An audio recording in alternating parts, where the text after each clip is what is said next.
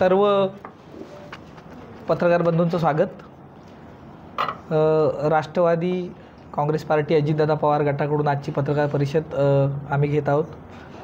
आमच्यामध्ये आलेले ज्येष्ठ नेते आमचे बशीरभाई मुर्तुजे आमच्यासोबत आहेत, राजेंद्रदादा आमच्यासोबत आहे, प्रदेशकडून सरचिट म्हणून बाप्पा सावंत या पत्रकार परिषदेला आहेत। उमेदवार जेवढ्या येतील तेवढे आलेत, कारण बाकी ठिकाणी प्रचार चालू आहे, त्यामुळे आम्ही त्यांना काही कंपल्शन केलं नाही।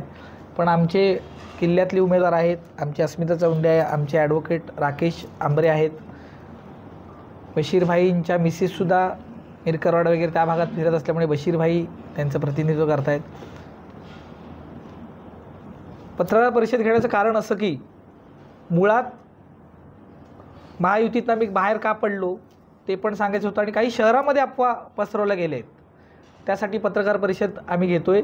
खरं तर 3 तारखेनंतर आम्ही पत्रकार परिषद घेणार होतो, पण मुंबईमध्ये जेव्हा महायुतीच्या मिटिंग होत होत्या तेव्हा आमचे सन्मान्य तटकरे साहेब असतील, अजितदादा असतील, बाप्पा सावंत असतील, बाबाजीराव असतील, शेखर निकम असतील, यांना प्रत्येक वेळेला वेळोवेळी सांगितलं गेलं की 2 उमेदवार आम्ही रत्नागिरीमध्ये राष्ट्रवादीला सोडणार, एक ऑप्शन आम्ही तुम्हाला देणार। रत्नागिरी जिल्ह्यामध्ये राजापूर वगळता अक्षरशः इथल्या महायुतीच्या प्रमुख नेत्यांनी राष्ट्रवादीच्या तोंडाला पाणी पुसली। शेवटपर्यंत आम्ही प्रयत्न केले, समोरनं कोणताही प्रयत्न नव्हता, शून्य प्रयत्न होता। मग आम्ही ठरवलं की महायुतीतनं बाहेर पडायचं आणि राष्ट्रवादी म्हणून आपण सामोरं जायचं। त्याचं कारण असं आहे की रत्नागिरीच्या विकासाचे शिल्पकार तुम्ही बघितलेत तर खऱ्या अर्थाने सुनीलजी तटकरे साहेबांमुळेच रत्नागिरीचा विकास झाला। जे काय झालं, जे काही डिवायडर झाले, जे काय पायाभूत सुविधा झाल्या, जे काही मोबाईल टॉयलेट झाली, तटकरे साहेबांच्या काळात उमेशजी शेटे तेव्हा नगराध्यक्ष होते आणि तटकरे साहेबांनी भरघोस निधी आणला। त्यानंतर तुम्ही गेले 20 वर्षात बघितलं असाल तर नुसते रस्ते होत आहेत आणि ते वितळत आहेत। ते रस्ते कुठे जातात, त्याचं काय होतं, त्याची डेप्थ किती, त्याच्यात मटेरियल काय वापरतात, काही त्याच्यातलं आपल्याला येत नाही। तिसरं आम्ही तुम्हाला सांगतो की रत्नागिरीमध्ये आता अशा अफवा पसरवल्या आहेत की महायुतीमध्ये बंटी वणजू होते, महायुतीमध्ये राष्ट्रवादी होती, खासदारकीला आम्ही खांद्याला खांदा लावून प्रचार केला, आमदारकीला आम्ही खांद्याला खांदा लावून प्रचार केला। आता अशी पसरवली गेली अफवा की आम्ही मॅनेज आहेत, आम्ही सगळे कोणाचे तरी सांगण्यामुळे आम्ही समोरच्यांचे उमेदवार पाडण्यासाठी उभे आहोत।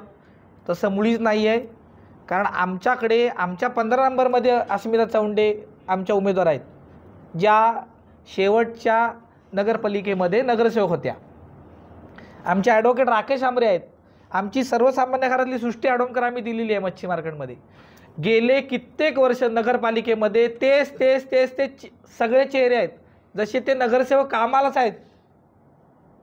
लोकांच्या कामासाठी कोणी नाही, फक्त आता हे नगरसेवक येतील, सांगतील आता गेल्यासारखं मला निवडून द्या, नमस्कार करतील, पुढचे 5 वर्ष सर्वसामान्य नागरिकांनी त्यांना नमस्कार करायचा आहे। तिसरं, आम्ही सर्व सुशिक्षित उमेदवार दिलेले आहेत। गेल्या 8 वर्षात तुम्ही पत्रकार बंधूंनी बघितले असाल की रत्नागिरीची काय वाट लागली। बाजारपेठेतले रस्ते असतील, पूर्ण रस्ते असतील, आपल्याकडे कनेक्टिव्हिटी नाही, सगळीकडे गार्डन झालेत, चांगलं सगळं झालं आहे, पण तिथे जाण्यासाठी रस्ते नाहीत, पर्यटकांना पायाभूत सुविधा नाहीत, समुद्रकिनारे एवढे सुंदर आहेत तिथे मोबाईल टॉयलेट्स नाहीत, संपूर्णपणे वाट लागलेली रत्नागिरीची। आणि आम्ही फक्त विकासाचा मुद्दा घेऊनच राष्ट्रवादी म्हणून आम्ही जनतेच्या समोर जात आहोत।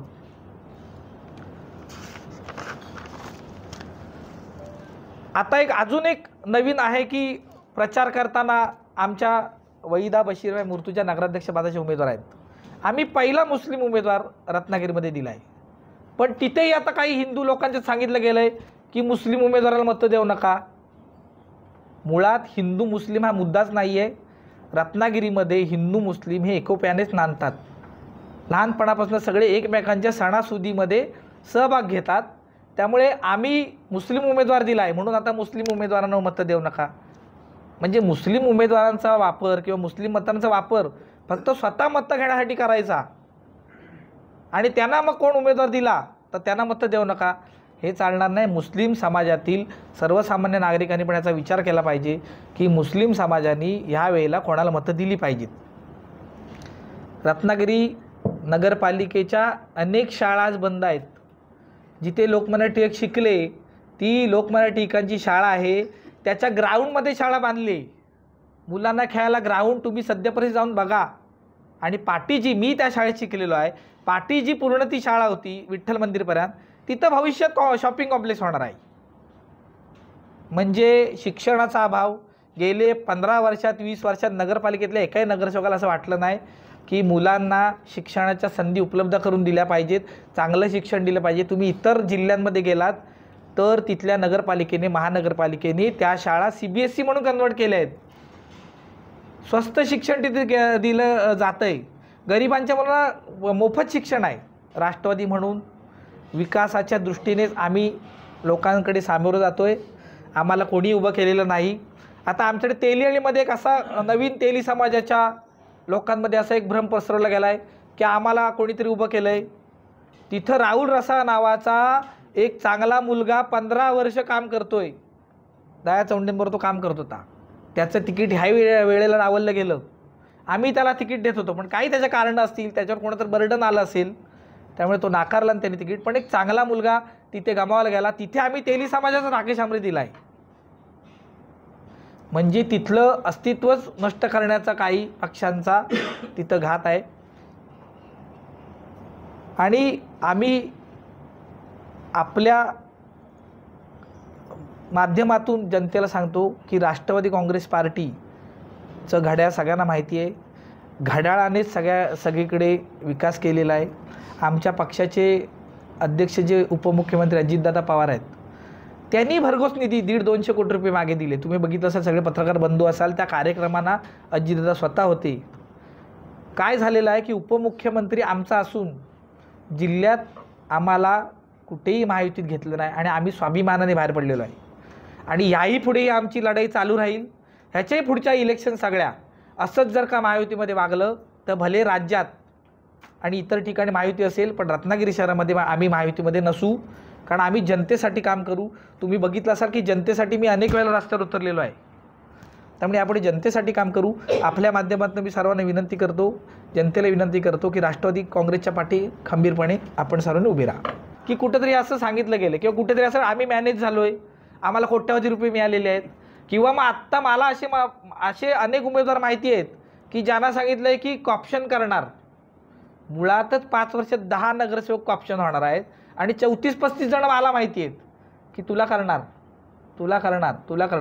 ज्यांना असं म्हणायचं आहे की आम्ही मॅनेज झालो आहे, आम्ही पैसे घेऊन इथे लढतो आहे, ते भैरीला मानतात, आम्ही भैरीला मानतो, त्यांनी भैरीच्या देवळात यावं. आम्ही सगळेजण भैरीच्या देवळात येतो आणि भैरी बुवाची शपथ घेतो. कारण भैरी आमच्या जवळचा आहे. आम्ही लहानपणापासून भैरी देवळात जातो आहे. त्यामुळे आम्ही शपथेवर सांगू, हे असा फेक नरेटिव्ह पसरवणं सोडा आणि विकासाच्या मुद्द्यावरच सर्वांनी नगरपालिकेच्या इलेक्शनला सामोरं गेलं पाहिजे, असं आमचं स्पष्ट मत आहे. राजकारणासाठी देवाला कशाला आणता? वर्षभर तुम्ही महायुती म्हणून काम करत होता. अजित पवार रत्नागिरीत आले होते, त्यावेळी महायुतीच्या सगळ्या नेत्यांबरोबर तुम्ही सुद्धा फिरत होता. वर्षभर कुठेही तुम्ही प्रश्न आणि आंदोलन करताना तुम्ही दिसला नाहीत आणि एकाएकी तुम्ही उमेदवार वेगळे उभे केले. हे सगळं संशयास्पद आहे, असं नागरिकांमध्ये चर्चा आहे. नागरिकांमध्ये चर्चा नाही. काय आहे की नागरिकांमध्ये अशी चर्चा नाही म्हणून ते पत्रकार परिषद घेतलेली अफवा नाही. काय आहे, काही लोकांना हा फेक नरेटिव्ह म्हणजे खोटं बोला पण रेटून बोला असं आहे. नाही, जे ते पत्रकार बंधूंनी ते शोधायचं आहे. आमच्यापर्यंत ऐका, आमच्यापर्यंत जे काही हे बघा, ऐका, नावं आम्ही 3 तारखेला घेऊ. आमचे उमेदवार निवडून आले, आम्ही नावं 3 तारखेला घेऊ. आम्ही ही धाडस ठेवतो. आम्ही कोणाला घाबरलो नाही. 20 वर्षात जी काय आंदोलन केली ती मीच केलेली आहेत. आणि महायुती म्हणून आम्ही तेच सांगितलेलं आहे. महायुती म्हणून आम्ही खासदारकीला नारायण राणे साहेबांचा प्रचार केला, आमदारकीला उदयजी सामंत साहेबांचा प्रचार केला. महायुती म्हणून आम्ही एकत्र होतोच ना. पण कुठेतरी अस्तित्वाची जेव्हा लढाई निर्माण होते तेव्हा तुम्ही पेटून उठलं पाहिजे. तुम्हालाही ते आहे ना अस्तित्वाचं. तुम्ही आता मला प्रश्न विचार, तुम्हालाही लोक विचार तुमचं अस्तित्व काय म्हणून. तर आम्ही अस्तित्व दाखवून दिलेलं आहे. तुम्ही आम्हाला ॲप्रिसिएशन दिलं पाहिजे की आम्ही उभे राहिलो आहे, आम्ही सगळे खांद्याला खांद्याला लढतो आहे. नाही तर आमच्या अस्मितात जाऊन उमेदवारच नसत्या. कळलं का? आमच्याकडे कुठेही आम्हाला पलीकडच्या पक्षातनं उमेदवार घेऊन आमच्या पक्षात उमेदवार द्यावी लागली नाही. आम्हाला जेवढे उमेदवार भेटले, सुशिक्षित भेटले, आम्ही त्यांना उभे केले. आम्ही आवडला नाही. आम्हाला 2 महिने अगोदर कळलं असतं तर आम्ही सगळे उमेदवार उभे केले असते. बशीरभाई आल्यामुळे आमची ताकद वाढलेलीच आहे ना. तुमच्याबद्दल फेक नेरेटिव्ह कोण पसरवतंय? काय नावं? हे बघा काय आहे, हे बघा नावं आम्ही 3 तारखेला 100% घेऊ, त्याची काळजी करू नका. 3 तारखेला 100% घेऊ. रिझल्ट लागू दे.